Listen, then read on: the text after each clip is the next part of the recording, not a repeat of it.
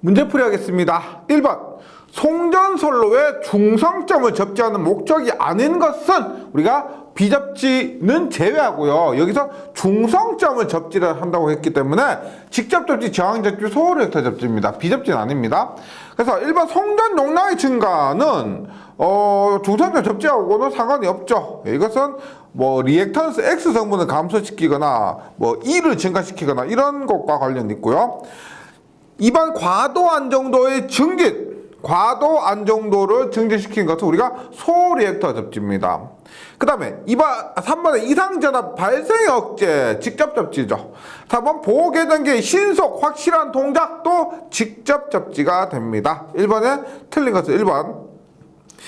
2번 중성점 비접지 방식이 이용되는 송전선은, 중성점 비접지는 우리가 저전압, 여기서 말하는 저전압이라는 것은 보통 30kV 이하 정도고요. 그 다음에 단거리입니다. 장거리로 가면 지락전류가 커지기 때문에 사용할 수가 없다. 그래서 2번에는 1번이죠. 20에서 30kV 정도의 단거리 송전선. 예. 송전 중에서는 뭐 20에서 30 정도까지는 가능하고요. 단거리입니다. 3번 비접지 송전로에 있어서 일선 지락 고장이 생겼을 경우 지락점에 흐르는 전류는 어떻게 해석하면 되냐면, 비접지 방식에서 어떻게 작용 정전 용량이 이렇게 있습니다. 그리고 지락 사고가 발생했을 때 이 지락 전류는 어떻게 이렇게 흐르게 됩니다. 그래서 이 지락 전류가 얼마나 그랬어요? IG는 한 상의 정전 용량이 C라고 했을 때 3ωC. 그 다음에 여기에 전압은 대지전압입니다. 그래서 공식으로 쓰자면 3ωCE. 그 다음에 이 C 값이 단위 길이당 정전 용량일 때는 여기에 L 값까지 곱해줍니다. 길이요. 그 다음에 위상은 어떻게 되느냐? 이 C를 통해서 흐르죠. 그래서 진상전류가 흐릅니다. 영상 전압보다, 기준보다 90도 빠른 진상전류가 돼요. 답은 3번. 4번 비접지 방식에 대한 설명 중 옳은 것은, 비접지 방식입니다.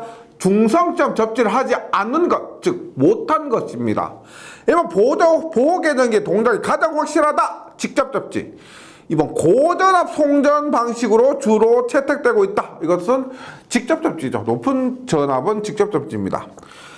3번 장거리 송전에 적합하다도 직접이고요. 4번 VV 결선이 가능하다. 비접지 방식은 델타 결선이라고 봤을 때 델타 하면 VV 결선이 가능하죠. 답은 4번입니다. 5번 델타 결선에 삼성 3단지 배전선로가 있다. 1선이 지락하는 경우 건전상의 전위 상승은 지락전의 몇 배가 되는가? 제가 이거 벡터도를 통해서 간단하게 말씀드렸지만은 5번에 이렇게 외워주시면 됩니다. 일반적인 경우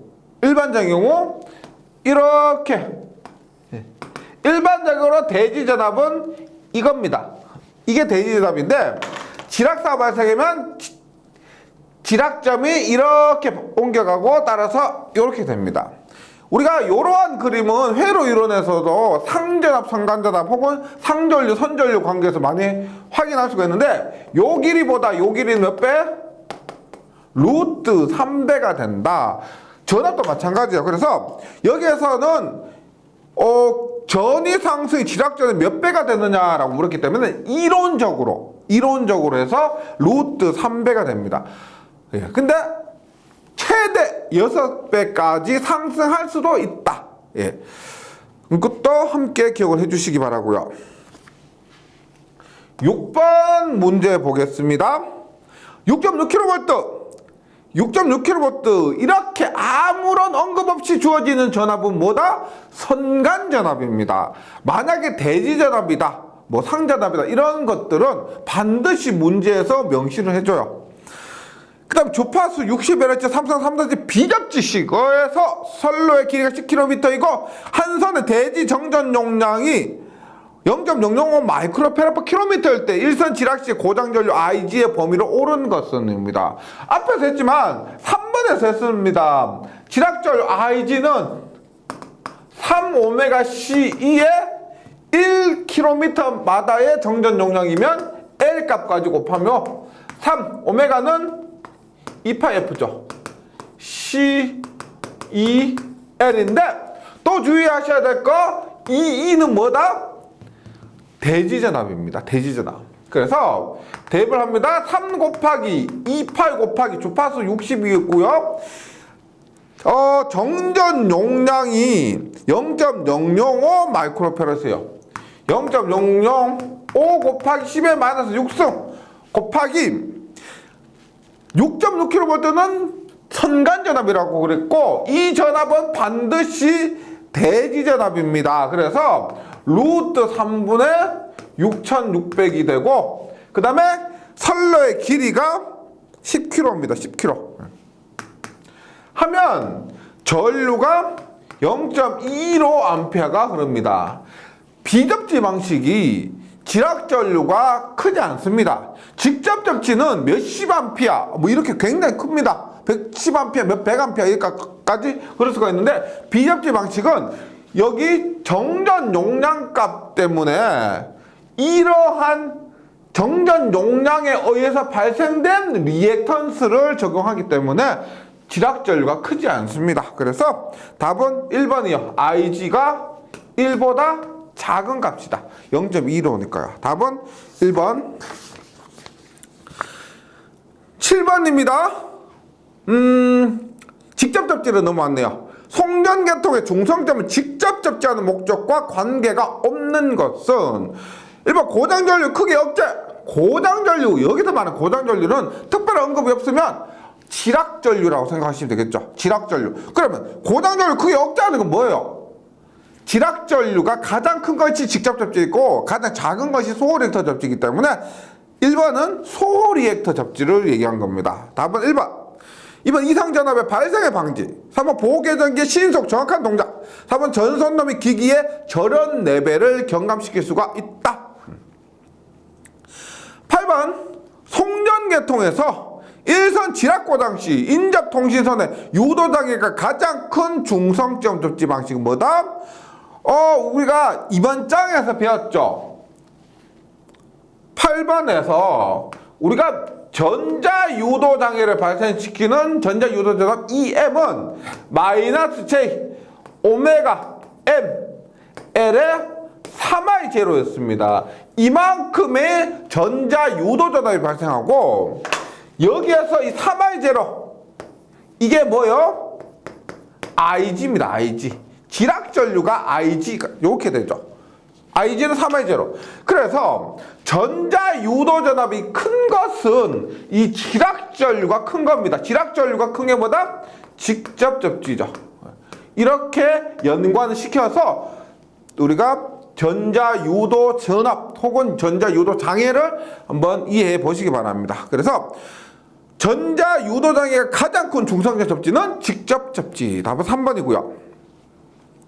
9번에 중성적 접지 방식에서 직접 접지 방식에 대한 설명으로 틀린 것은 1번 보호계전기의 동작이 확실하게 신뢰도가 높다. 왜? 지락전류가 크니까. 2번 변압기의 저감절연 혹은 단절연, 단계별로 절연한다. 저감절연, 절연을 저감시킬 수가 있다. 맞고요. 3번 과도한 정도가 대단히 높다. 과도한 정도가 높은 것은 지락전류가 작은 소리액터 접지가 되고요.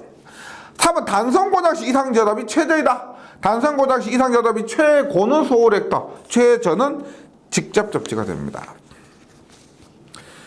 10번 중성적 직접 접지 방식에 대한 설명으로 틀린 것은 비슷합니다. 1번 괴통의 과도한 정도가 나쁘다. 왜? 지락전류가 크니까. 2번 변압기 단절연이 가능하다. 맞고요. 3번 일산지락시 건전산의 전압은 거의 상승하지 않는다. 유효접지 1.3배 이하로 상승하는 거. 예, 그 다음에 4번 일산 지락전류가 적어는 소리액터 접지가 됩니다. 우리가 중성적 직접 접지가 접지 문제에서는 차지하는 비중이 가장 큽니다. 왜냐면 154kV부터는 거의가 다 직접 접지예요.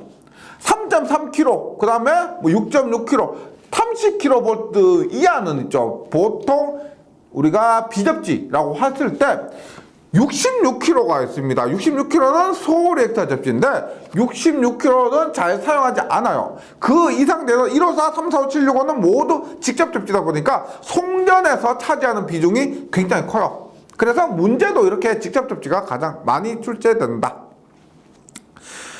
11번 송전계통의 중성전 접지 방식에서 유효 접지라는 것은 이거 실기에서 단답으로 많이 또 나옵니다.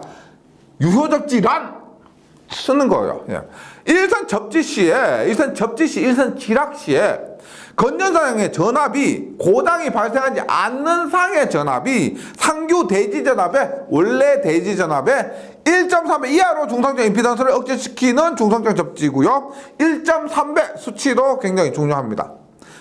11번은 2번, 12번에 이제 저항 접지인데 저항 접지 방식 중 고저항 접지 방식에 사용하는 저항은 우리가 저저항은 보통 30옴 정도, 고저항은 100에서 1000옴 정도입니다.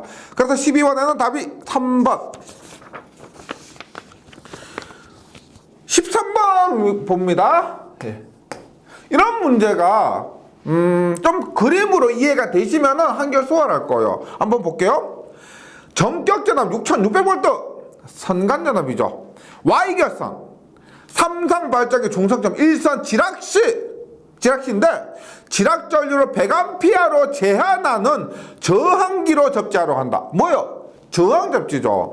저항기의 저항값은 약 몇 옴인가? 즉 우리가 저항기의 저항을 연결하지 않으면 지락 전류가 굉장히 크기 때문에 저항을 연결해서 지락 전류를 감소시켜준다 이런 의미예요. 그러면 이렇게 하고 즉 저항기의 저항값은 몰라요. 저항기의 저항값을 모르는데 이렇게 지락사고가 발생했을 때 지락 전류를 100A로 제한합니다. 그러면 보세요. 전체 걸리는 전압 얼마요? 이것은 대지전압이죠. 대지전압은 앞에서도 누차 말씀드렸지만 루트 3분의 선간전압입니다. 그럼 이때 흐르는 IG가 어디로 간다? 이 대지 정전 용량, 작용 정전 용량보다는 이 저항값이 확실히 작기 때문에 대부분의 전류는 지락 전류는 이렇게 흘러갈 겁니다. 이렇게 해서 지락 전류가 이렇게 해서 저항을 통해서 이렇게 갑니다. 그러면 결론적으로 어떻게 해요? 등가로를 그리면 E가 되고 이런 회로죠. 이게 저항 값이 이렇게 되고요. 완전 접지, 완전 지락사가 발생했을 때 이 저항을 무시하게 되면은 E의 R 지금 이렇게 되죠. 이렇게 돼서 이렇게 전류가 흘러가는 그런 회로가 됩니다. 그래서 때 IG는 R분의 E가 되고요. 따라서 R은 IG분의 E가 됩니다. 따라서 IG가 100A라 했고 E는 얼마?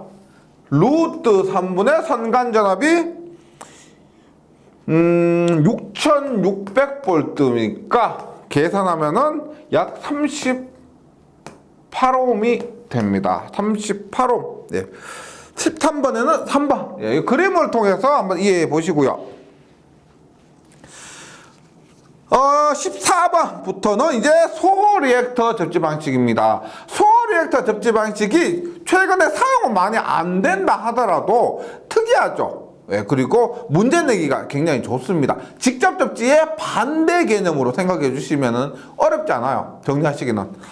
14번 동일 송전솔로 있어서 일선 지락의 경우 지락 전류가 가장 적은 것 소리액터. 답은 4번. 15번 소리액터를 송전계통에 사용하면 리액턴스, 인덕턴스와 선로의 정전 용량이 어떤 상태로 되어 지락 전류를 소멸시킵니까? 소리액터 접지 방식의 원리가 뭐냐? L과 C를 병렬 공전시키면 그때 흐르는 전류가 최소가 된다는 것을 이용한 겁니다. 따라서 병렬 공진이 됩니다. 16번 송전선로에서 단선 고장 시 선로가 끊어졌을 때 이상 전압이 가장 큰 것 소리액터, 가장 작은 것 직접 접지. 답은 3번. 17번 소리액터 접지 방식에 대해서 틀린 것은 1번 지락전류가 적다. 가장 적죠. 2번 전자유도장애를 경감할 수가 있다. 왜? 전자유도장애는 앞에서 8번에서도 했었지만은요, 뭐 지락전류에 의해서 결정됩니다. 그런데 지락전류가 가장 작으니까 소호리액터 접지가 전자유도장애가 가장 작습니다. 그래서 전자유도장애를 경감할 수 있고, 3번 지락 중에도 송전이 계속 가능하다. 이건 뭐예요? 과도한 정도가 가장 크다. 4번 선택지락 계전기 동작이 용이하다. 우리가 지락사고 발생했는데 얘는 소호리액터 접지 방식은 지락전류가 최소기 때문에 선택 지락 계전기, 지락이 발생했을 때 동작하는 계전기의 동작이 어렵습니다. 지락 계전기, 뭐 선택 지락 계전기뿐만 아니고 지락 계전기의 동작이 가장 용이한 것은 직접 접지, 지락 계전기의 동작이 가장 어려운 것은 소호리액터 접지죠. 그래서 답은 4번. 18번. 예. 3상 1에서 송전솔로의 소호리액터의 용량은, 소호리액터 용량은 뭐 간단하게 그렸을 때 이렇게 이 소호리액터 용량은 작용정전 용량 이 세 개 일괄한 작용정전 용량과 이 소호리액터 용량이 같다. 예. 뭐 우리가 합쳐도 뭐 10% 정도 여유를 준다라고 했는데 그것을 무시하고요. 일반적으로 이 용량과 이 용량을 같이 해준다. 그래서 삼선 일괄의 대지 충전 용량과 같다. 19번. 이것을 공식으로 나타내면 어떻게 됩니까? 송전계통의 중성점 접지용 소호리액터 인덕턴스 L 값은 L은 우리가 문제에서 L이라고 부르는데요. 공진을 할 때 얼마? 오메가 L이죠. 오메가 L은 3오메가 C분의 1. 이것을 이용한 겁니다. 따라서 묶고 있는 L은 얼마예요? L은 넘어가니까 3 오메가 제곱 C분의 1이 되고, 오메가는 얼마? 2파F죠. 2파F 제곱 C분의 1이 됩니다. 그래서 19번에는 답이 4번입니다. 4번. 20번 볼게요. 20번. 3상 3선식 소호리액터 접지 방식에서 한 선의 대지정전 용량은 10마이크로페라드. 상전압이에요. 2kV. 주파수 F라면 소호리액터 용량은 전력입니다. 몇 kV 암페어인가? 우리 소호리액터 용량을 했을 때 QC라고 하면 이게 뭐다? 이 작용정전 용량과 같습니다. 작용정전 용량에 의한 충전 용량과 같은데 이것이 얼마다? 오메가 CV의 자성이라고 그랬죠. 예, 제가 유도를 했었습니다. 오메가 CV의 자성인데 이때 V는 선간전압이죠. 선간전압. 그러면 선간전압이니까 오메가 C의 대지전압은 얼마예요? 선간전압은 대지전압 곱보다 루트 3배 크니까 루트 3배 2의 자성입니다. 그럼 어떻게 돼요? 3의 제곱하니까 3배 오메가 C 2의 자성이죠. 그래서 이거는 뭐 꼭 구분 꼭 하셔야 돼요. 선간전압으로 나타났을 때 오메가 C9의 자성, 대지전압으로 나타날 때는 3배 오메가 C2의 자성입니다. 여기에서는 오메가 2파F니까요. 이 오메가 대신 2파F를 쓰면 3 곱하기 2파F의 C의 2의 자성하면 6파FC2의 자성입니다. 문제에서 대지전압으로 나타내라고 했으니까 6파FC2의 자성이고, 그 다음에 하나 더 용량 몇 킬로볼트 암페어냐라고 했기 때문에 킬로볼트라고 했기 때문에 여기에 10의 마이너스 3승을 해주면 킬로볼트 암페어가 될 수가 있습니다. 네, 공식을 꼭 구분을 해주시기 바랍니다. 제가 전력을 하면서 대지전압, 선간전압, 상전압 이런 말을 엄청 많이 했어요. 그런 질문을 많이 하시고 이 개념이 이해가 안 되면 매번 답답해요. 매번 답답합니다. 왜 3이고 왜 6이고 왜 2고 뭐 이런 것들 때문에 좀 공부가 막히는 경우가 많습니다. 그러다 보니까 시간적으로도 손해를 많이 보세요. 확실히 이해하고 가셔야 됩니다. 그 다음에 20번에 또 이런 거 질문하시는 분 계세요. 3상 3수의 소호리액터 접지. 우리가 Y결선이면 무조건 3상 4선식이라고 하는 분이 계신데, 보세요. 3상 4선식은 이렇게, 이거 뭐예요, 이게? 이것은 중성선입니다. 네, 중성선. 그래서 3상 4선식은 이렇게 해서 3상 3선에서 중성선까지 포함해서 3상 4선식이에요. 그런데 소호렉터 접지는 중성선이 아니고 뭐요? 이것은 접지선이죠. 예. 연결하는 장소는 같습니다. 연결하는 곳은 둘 다 이런 중성접에 연결하는 것은 맞는데, 소호렉터 접지에서 중성선을 사용하지 않으면 그것도 3상 3선식이 되고요. 중성선을 사용하면 3상 4선식이요. 그래서 중성선을 사용하지 않고 소호렉터 접지만 하는 것은 이것은 3상 3선식이라고 볼 수가 있습니다. 이것도 한번 좀 정리를 해주시기 바라고요. 계속해서 21번입니다. 선로 길이가 50kV인 66kV 선간전압이죠. 60Hz 3선 3선씩 똑같아요. 1회선 송전선의 한 선당 대지 정전 용량이 0.0058 마이크로페라키로미터이다. 여기에 시설할 소호렉터 용량은 몇 kVA인가? 다 소호렉터 용량 10%의 여유를 줍니다. 앞에서 했지만 지금 선간전압이 주어졌죠. 그래서 QC를 얼마? 오메가 CV의 자성 그대로 이렇게 대입하시면 되죠. 선간전압이니까 얼마? 2파F CV의 자성. 주파수는 60이고 C값이 0.0058 곱하기 10을 마이너스 마이크로니까 6승입니다. 0.0058 곱하기 10의 마이너스 6승. 네. 곱하기 이것이 1km당이니까 전체 길이 50km면 전체 길이 50을 곱해주고요. 그 다음에 전압은 그대로 대입하시면 돼요. 전압은 66km부터 선간전압 66,000이죠. 66,000의 제곱입니다. 66,000 제곱이고, 여기에서 소리액터의 용량은 10%의 여유를 준다 해서 10%의 여유라고 해서 여기 0.1 곱하는 분이 계신데, 아니죠. 10%의 여유를 준다는 것은 원래 100%가 1이죠. 100%에다가 10%의 여유를 주니까 10%의 여유를 준다 이렇게 하면은 0.1을 곱하는 것이 아니고 1.1을 곱해야 됩니다. 1.1. 그래서 곱하기 1.1. 그 다음에 문제에서 몇 kVA라고 물었죠. kVA 하니까 10의 마이너스 3승을 하면 답은 524 kVA 됩니다. 21번에는 답이 3번. 3번. 계속해서 22번으로 가보겠습니다.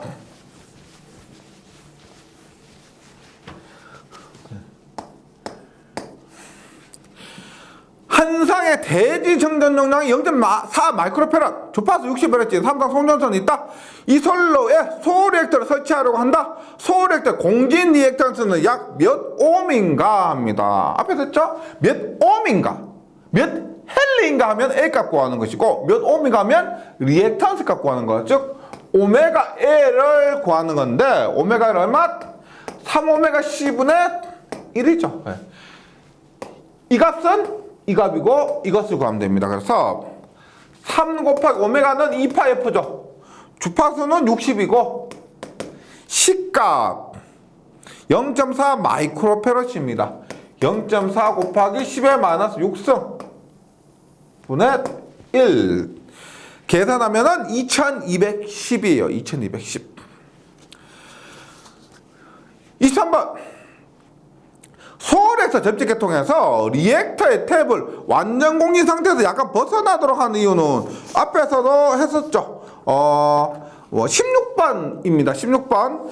우리가 소호렉터 접지가 단선 고장이 발생했을 때 이상전압이 가장 크기 때문에 단선 고장이 되면 직렬 공진이 돼요. 직렬 공진이 되면은 이상전압이 가장 커집니다. 그래서 완전 공진에서 약간 벗어나도록 해줍니다.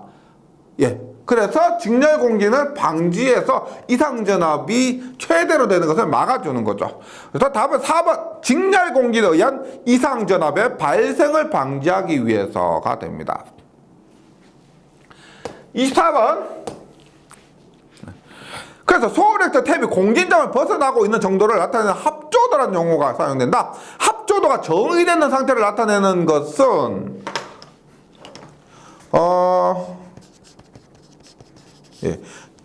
합조도가 정의되는 상태입니다. 우리가 합조도가 정의라는 것은 얘가 있고요. 그 다음에 얘가 있는데 여기에 흐르는 전류가 IL이고 여기에 흐르는 전류가 합해서 I에 흐르는 전류가 IC가 됐죠. 그러면 합조도가 정의라는 것은 IL이 IC보다 더 큰 상태를 얘기합니다. IL이 IC보다 더 큰 상태. 그러면 우리가 전류는 리액턴스분의 전압이니까 이 상태는 어떻게 해? 오메가 L하고 3오메가 C분의 1하고는 어떻게 돼요? 반비례하니까 전류와 리액턴스 반비례하니까 얘가 얘보다 크려면 리액턴스는 얘가 더 커야 되겠죠. 그래서 합조도가 정의되는 상태는 오메가 L보다 3오메가 C분의 1이 더 큰 상태가 됩니다. 답은 2번. 25번 소호렉터 적지 방식에 사용되는 탭의 크기로 일반적인 것은 우리가 일반적으로 이러한 상태가 정이죠. 정의 합조도 상태로 사용합니다. 그래서 과보상 상태로 사용한다. 답은 1번이고요. 26번 한 쌍의 대지정전용은 10페라 주파수 FLH 3단 송전선의 소호렉터 공진탭의 리액턴스는 약 몇 옴인가? 단 소호렉터 접촉시키는 변압기의 리액턴스는 XT다라고 했죠. 우리가 보세요. 원래는 오메가 L은 3오메가 C분의 1인데 이것은 변압기 부분을 무시한 거예요. 우리가 원래는 이렇게 돼 있죠. 이렇게 돼서 이렇게 해서 요 합쳐서 3오메가 C인데 우리가 용량성 리액턴스 성분이고요. 변압기 리액턴스 성분 XT가 있는데 얘는 유도성 리액턴스 성분입니다. 그래서 용량성 리액턴스와 유도성 리액턴스 무조건 뺀다. 제가 회로 이런 시간에 강조를 많이 한 거예요. 용량성과 유도성 무조건 뺍니다. 근데 이것이 하나, 둘, 셋, 넷 요 지점을 기준으로 병렬로 연결된 것과 같으니까 어떻게 3분의 XT, 3분의 변압기 리액턴스를 빼주게 됩니다. 26번에는 답이 3번이 돼요. 3번. 여기까지 해서 우리가 중성점 접지였고요. 그 다음에 뭐가 나오느냐? 이제 유도장애 나옵니다. 유도장애는 정전유도장애와 전자유도장애죠. 한번 문제를 보도록 할게요. 27번 전력선과 통신선 간의 상호정전 용량 및 상호 인덕턴스에 발생되는 유도장애로 옳은 것은 상호 정전 용량은 정전유도장애, 상호 인덕턴스는 전자유도장애입니다. 답은 1번. 28번 지금 전력선 A의 충전 전압을 2, 전력선 A에 걸리는 전압을 1하고요. B의 대지 정전 용량은 CB, AB 사이의 상호 정전 용량 CAB라면 통신선 B의 정전 유도 전압 ES는 일어나면서 했지만 이 문제에서 CA 있죠. 우리가 전력선 자체의 작용 정전 용량 혹은 전력선 자체의 대지 정전 용량 CA는 상관없어요. 상관없습니다. 그래서 무시하고요. 이렇게 봤을 때 등가 그림을 그리면 이렇게 되죠.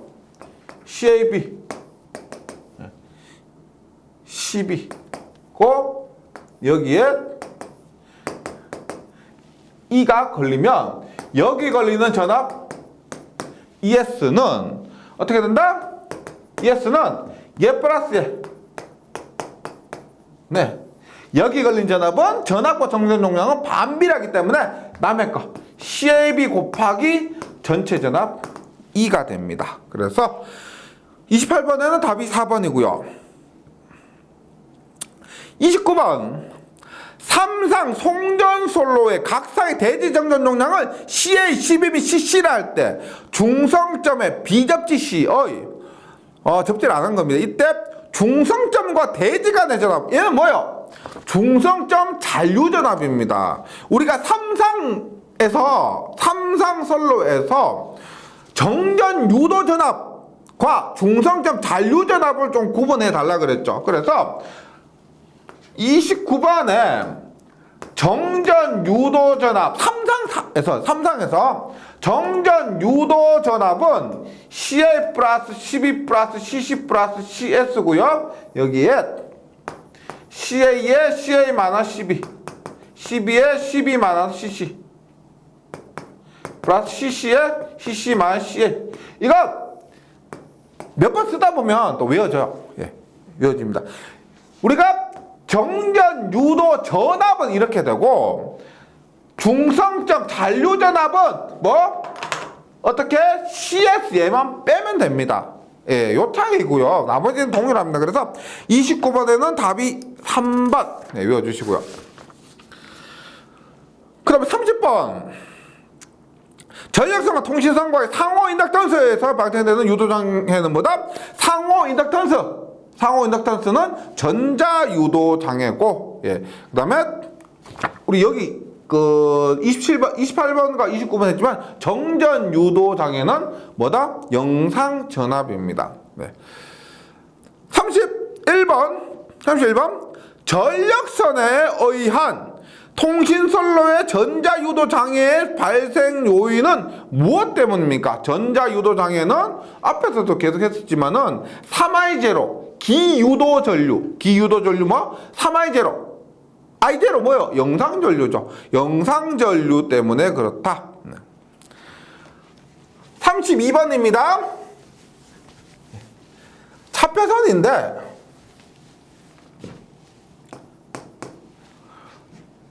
그림과 같은 전력선과 통신선 사이에 차폐선을 설치하였다.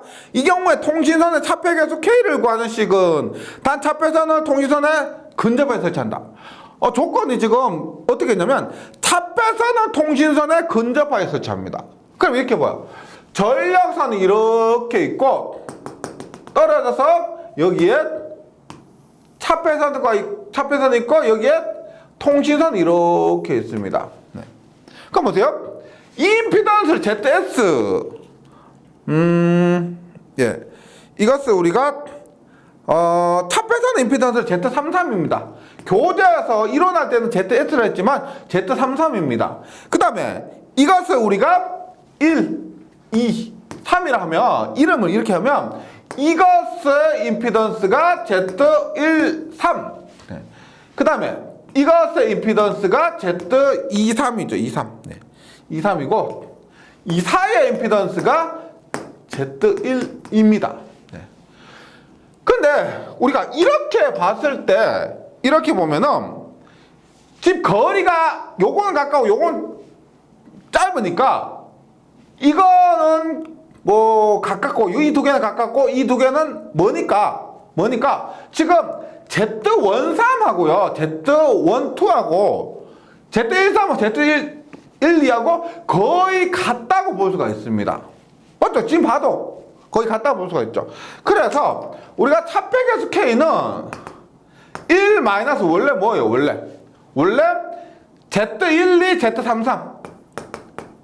Z33 분모에 이렇게 들어가고 분자에는 뭐다? Z13, Z23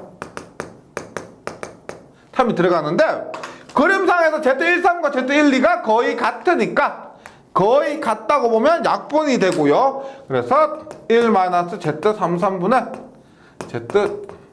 Z23이 됩니다. 답은 3번이 되고요. 33번입니다. 유도장애 방지책으로 차폐선을 이용하면 유도전압은 몇 프로 정도 줄일 수 있습니까? 이것도 외우시는 거죠. 보통 30에서 50% 정도 감소할 수 있다. 외워주시기 바랍니다. 그 다음에 34번 66kV, 60Hz 삼성 1호선 송전선이 통신선과 나란히 가선되어 있다. 송전선 일선 지락 사고로 영상 전류가 I0죠. I0가 80A 흐를 때 통신선에 유기되는 전자 유도자는 몇 볼트인가? 단 영상 전류는 전 전선에 걸쳐 같은 크기이고 상호 인덕턴스 0.05mAh/km이며 송전선과 통신선의 병행 길이는 40km입니다. 전자 유도전압인데 우리가 이 M은 -J의 오메가 ML의 3I0인데 보기에서는 지금 -J 이거 위상관계는 지금 고려하지 않고요. 크기만 고려했죠. 그래서 대입합니다. 오메가는 2파이 F M의 L의 3I0 2파이 주파수 60이고요. 상호인덕턴스 0.05mAh/km입니다. 0.05mAh니까 10의 -3승 1km당 이러니까 전체 길이가 40km 고 그 다음에 영상 전류가 80이에요. 3I 전류가 80이다 이게 아니고 지락 전류가 80이다면 3I 제로가 80이겠죠. 근데 영상 전류가 80이라니까 I 제로가 80입니다. 따라서 3 곱하기 I 제로 80을 해줘야 됩니다. 그러니까 181V가 됩니다. 즉 평소에는 괜찮은데 일선 지락 사고가 발생하면 그때 통신선에 181V 전압이 걸려버린다는 겁니다. 그 전압에 의해서 유도장애가 발생한다. 34번에 4번이고요. 35번 이러한 유도장애를 경감시키기 위한 전력선축의 대책으로 틀린 것은 1번 고저항 접지 방식을 채용한다. 고저항 접지 방식을 채용하면은 지락전류가 감소하죠. 지락전류가 감소하니까 맞고요. 2번 송전선과 통신선 사이에 차폐선 설치한다. 맞고 3번 고속도 차단 방식. 지락사고 발생했을 때 고속도로 차단해버리면 우리가 유도장애가 발생하지 않죠. 4번 중성점 전압을 상승시킨다. 중성점에 전압이 발생하면 그 전압에 의해서 쓸데없는 전류가 흘러버리기 때문에 이 중성점 전압은 작을수록 좋은 겁니다. 답은 4번이고요. 36번입니다. 이제 안정도로 넘어갑니다. 전력계통 안정도는 외란의 구분에 따라 구분했는데 송전선로에서의 고장, 발전기 탈락과 같은 큰 외란이란 것은 외부 입력을 얘기하는데 여기에서는 큰 고장을 뜻하죠. 그래서 큰 외란에 대한 전력계통의 동기운전 가능 여부로 판정되는 안정도는 뭐다? 큰 외란, 변화니까 과도 안정도가 됩니다. 37번 정상적으로 운전하고 있는 전력계통에서 서서히 부하를 조금씩 증가했을 경우 서서히 조금씩 증가하니까 뭐 크게 변화가 없다 정상 상태다 해서 정상 상태로 똑같이 이해를 하면은 정태 안정도가 됩니다. 답은 2번. 38번 다음 중 전력계통의 안정도 향상 대책으로 볼 수 없는 것은 1번 직렬 콘덴서 설치는 L 감소시키죠. 인덕턴스 L 감소시킵니다. 맞죠? 그러면 송전 용량을 증가시킬 수가 있다. 2번 병렬 콘덴서 설치는 역률 개선이지 안정도하고 상관없습니다. 좀 무식하게 말하면 병렬 콘덴서는 역률은 돈입니다. 안정도하고는 좀 다르죠. 그래서 볼 수 없는 것은 2번이고요. 3번 중간 개폐소 중간에 선로를 차단할 수 있는 개폐할 수 있는 중간 개폐소를 설치하는 것도 맞고 3번 고속 차단 재폐로 방식 채용도 맞습니다. 재폐로 방식 이러한 부분에 대해서는 제가 차단기 부분에서 다시 설명을 드리도록 하겠습니다. 39번 전력계통의 안정도 향상 방법이 아닌 것은 1번 선로 및 기계의 리액턴스를 낮게 한다. 2번 고속도 재폐로 차단기 채용한다. 맞죠? 3번 고속도 AVR 뭐라 그랬어요? 오토 볼테지 레귤레이터 자동 전압 조정 장치입니다. 즉 자동 전압 장치를 사용해서 전압의 변동을 억제시켜 주는 거죠. 그래서 고속도 AVR 전압 조정 장치도 맞고요. 3번 중성전 직접 접지 방식 채용한다. 직접 접지 방식 채용하면 지락 전류가 크기 때문에 그 지락 전류에 의해서 과도 안정도가 나빠진다 그랬죠. 안정도가 나빠집니다. 답은 3번이고요. 마지막 40번 문장 잘 보세요. 전력계통의 안정도 향상 대책으로 직렬 리액턴스를 작게 하기 위한 방법이 아닌 것은 우리가 안정도 향상 대책으로 4가지가 있었습니다. 그 중에서 직렬 리액턴스를 작게 하기 위한 방법이요. 1번 발전기 리액턴스 작게 한다. 직렬 리액턴스를 작게 하기 위해서 발전기 리액턴스를 작게 한다. 2번 변압기 리액턴스를 작게 한다. 맞고요. 3번 복도체 사용한다. 2장에서 했었죠. 복도체를 사용하면 L 값이 감소하기 때문에 리액턴스 값이 감소하게 됩니다. 4번 계통을 연계한다. 안정도 향상 대책은 맞는데 안정도 향상 대책으로 여러 가지가 있었는데 연계한다. 계통 연계하는 것은 전압 변동에 제어지 리액턴스를 작게 하기 위한 방법은 아니다 하는 겁니다. 그래서 안정도 향상 대책에는 포함되나 리액턴스를 작게 하기 위한 방법으로는 해당되지 않는다. 그래서 답은 4번입니다. 예, 그래서 이 안정도 향상 대책 약간 세부적으로 좀 구분을 해서 정리를 해주시기 바라고요. 예, 원장은 여기까지 하겠습니다. 예, 잘 정리해 주시고요. 다음 시간에 다시 뵙도록 하겠습니다. 수고하셨습니다.